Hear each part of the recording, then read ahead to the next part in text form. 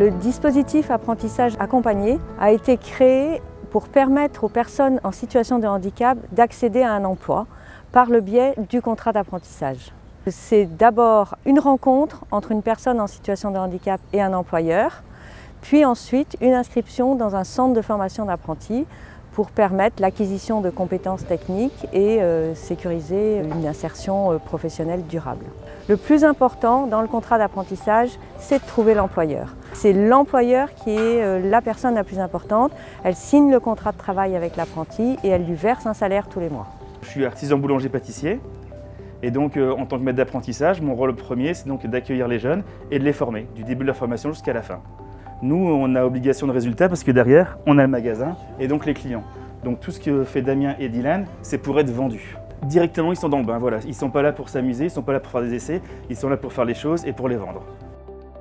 Ah bah là, ça fait exactement 6 ans que je suis dans le métier. Ce que j'aime, c'est le métier savoir-faire de boulanger qui raconte une histoire derrière et donc du coup que j'ai voulu mettre en pratique et pour moi, c'est toujours été l'un des plus beaux métiers. Ça fait 3 ans que je suis apprenti, j'ai commencé à mes 15 ans. Dès que je suis sorti de la 3e, j'étais directement en apprentissage. Il y a un vrai univers là-dedans et le fait qu'un coup de lame ou de la cuisson change la pâte, ça me passionne et j'adore ce métier. L'apprenti, en fait, il est formé par son maître d'apprentissage, mais quand il est en situation de handicap, il a besoin aussi, lui et son maître d'apprentissage, d'un accompagnement par du personnel spécialisé dans le handicap et dans la formation professionnelle. Et c'est tout le rôle, en fait, du dispositif apprentissage accompagné tel que l'a imaginé l'ADAPT. Bon, on va faire le point sur la progression. Alors, le conseil en insertion professionnelle va venir coordonner toutes les interventions autour de l'apprenti dans le cadre de son parcours de formation. Il va y avoir cet accompagnement, il va y avoir beaucoup de conseils. On doit effectivement anticiper tout ce qui peut arriver à chaque moment et à chaque endroit de son parcours. On n'a pas plus à gérer de choses qu'avec un apprenti classique. Parce qu'en fait, là en l'occurrence Nadège, elle nous accompagne. Et c'est elle qui gère tout ce qui est administratif. Tout ce qui est dossier de CFA, tout ce qui est AGFIP, moi je m'en occupe pas. La seule chose que je m'occupe, moi, c'est de la formation de mes jeunes. Et derrière, Nadège travaille sur ça. Donc l'apprenti a un handicap, il a une difficulté avec des conséquences. Les compensations vont permettre de faire disparaître ces difficultés. On peut faire une observation en conditions de travail pour justement voir quelles adaptations seront nécessaires pour faciliter l'apprentissage.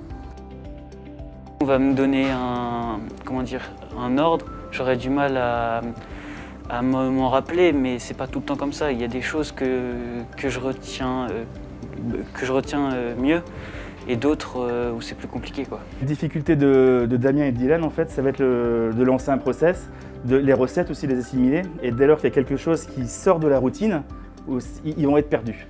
Donc c'est pour ça qu'on a mis un petit temps d'adaptation à trouver une solution. Et en fait, tout simplement, faire un tableau avec toutes les pesées et toutes les coulées, c'est la meilleure solution. Comme ça, ils ne sont pas perdus. Pour moi, c'est qu'un apprenti classique ou un apprenti accompagné, c'est exactement la même chose. À part, bien sûr, il faut être franc que pour un apprenti en milieu adapté, il faudra plus se focaliser sur lui et avoir une méthode de formation qui sera un petit peu différente. Mais c'est pas pour ça que c'est sur le travail. Au contraire, on va le trouver assez rapidement et dès lors que c'est mis en place, tout se passe bien. Et on retombe sur les mêmes bases entre les deux sortes d'apprentis.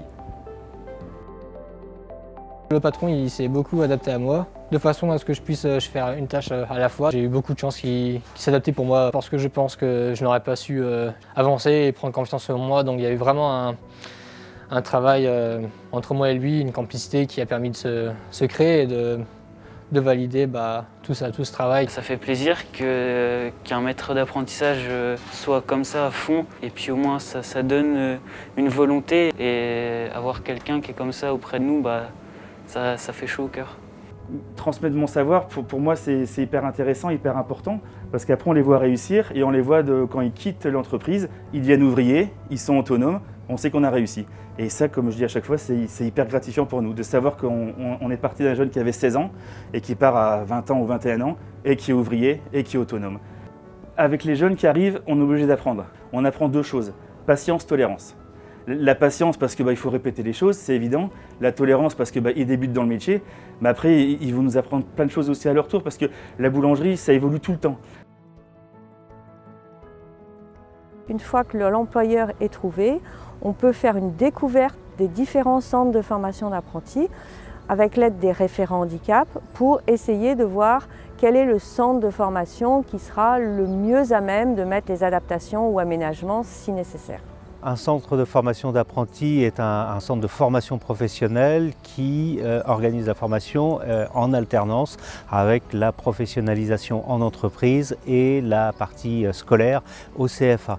Notre rôle, notre objectif est d'intégrer tous les publics au sein du CFA et notamment les jeunes qui peuvent être en situation de handicap. Les équipes pédagogiques accompagnent les jeunes en situation de handicap dans leur formation au travers de l'adaptation ou de la modification de leur plan de formation ou de leurs emplois du temps. Donc selon le besoin identifié et individualisé de chacun des jeunes, on va adapter l'emploi du temps, la présence sur certaines disciplines ou le renforcement sur d'autres disciplines ou la présence plus importante sur les plateaux techniques ou chez l'employeur. Il y a une personne identifiée spécifiquement à l'accompagnement des jeunes en situation de handicap au CFA, c'est la référente ou le référent handicap. Son rôle est déterminé dans le cadre de la loi. Il est là pour accompagner les jeunes dans le positionnement, c'est-à-dire l'identification des besoins du jeune et dans l'accompagnement des équipes pédagogiques, mais également du maître d'apprentissage et des familles. C'est lui qui va être à l'origine de l'ensemble de la détermination du besoin de formation, de façon à ce que la formation soit le plus adaptée au profil de l'apprenti en situation de handicap, que ce soit dans le contenu de la formation ou dans la durée de la formation. Le dispositif existe depuis 30 ans. Pour les 4 départements bretons, la première année, en 1994, il y avait une vingtaine d'apprentis. En 2006, il y en avait 350 chaque année. On a très vite atteint les 5000 apprentis. Je pense qu'à l'heure actuelle, on doit avoir dépassé le nombre de 6000 apprentis en situation de handicap qui ont été accompagnés et qui ont pour plus de la moitié obtenu leur diplôme. C'est un véritable succès et nous sommes très fiers dans le cadre des nouvelles évolutions législatives d'avoir pu accompagner en fait la mise en place des décrets qui sécurisent le parcours et qui inscrivent l'accompagnement des apprentis en situation de handicap dans le droit commun. Mon projet, justement, d'être ouvrier, puis pourquoi pas après, à l'avenir, si on peut voyager, ça sera vraiment intéressant parce que nos métiers sont vraiment recherchés dans le monde, donc pourquoi pas mettre ça en avant et puis valoriser notre métier du savoir-faire français pour ensuite aller dans d'autres pays. J'adore faire du pain et surtout les voir à la sortie du four, quand ils sont magnifiques, ça fait quelque chose, quoi.